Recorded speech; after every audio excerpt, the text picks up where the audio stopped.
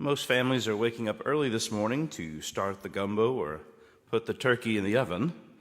Some have started early to clean the house because you know you have company coming over today. There will be that moment when you hear the tires pulling into the driveway. You'll peek out the window and see that familiar car. You might even brace yourself a little. You'll smile a little. And you hope that everyone comes with peace. And you may even say that simple line, "Come on in, welcome home." It's a holy thing when a family chooses to welcome, and it's a quiet grace when a home becomes a place of rest again. But there's another truth we know. Thanksgiving can bring joy and pressure at the same time. Old wounds rise up. Old disagreements sit at the same table as the dressing and the casserole. Some relatives may have drifted far from the faith this year. Some have drifted far from their family. And now they walk through the door with their own fears and their own shame. Under all that noise, one question will stir in their heart. Will I be received with kindness or judgment? This is where gratitude becomes more than politeness for us. Gratitude becomes a way of seeing others through the eyes of God. Jesus walks into a village today and 10 lepers cry out. They are keeping their distance because they're used to being avoided. So they shout at a distance, "Jesus, Master, have pity on us." And he does.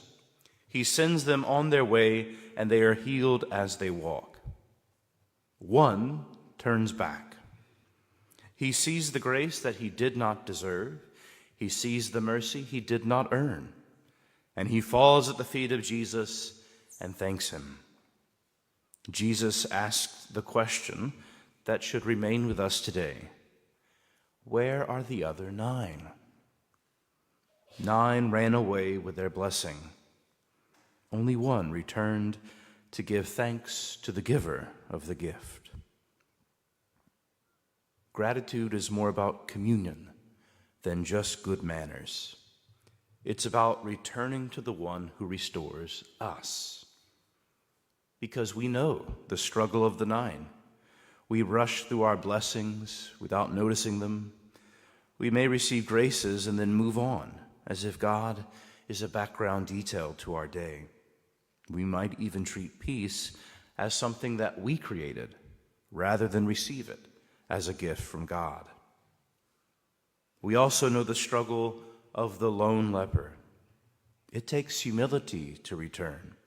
It takes courage to say thank you, and it takes honesty to admit that we needed the healing in the first place, and that we could not heal ourselves. Every one of us has parts of our life that we're not proud of. Fear, anger, old wounds that we carry from years past. And yet we keep walking. And Christ keeps meeting us on the road each day with mercy. Because Thanksgiving Day always leads us to the altar of the Lord. The Eucharist is the heartbeat of Christian gratitude. The very word Eucharist means thanksgiving. At this altar, Christ is not just giving us a blessing. He's giving us himself. He's healing in us what is broken. He's restoring communion between us and God and communion within our own families. And here is the grace for today. When you open your home with patience and kindness, you will become a small reflection of what Christ does here. Some of your relatives might have been far from the church. Some might carry within them quiet shame. They need a place today where they feel welcome and safe. They need a place where mercy and hospitality meet. Because if they find peace at your dining room table today, they just might remember the mercy of the Lord's table If they hear welcome in your voice, they might dare to turn back to the one who heals.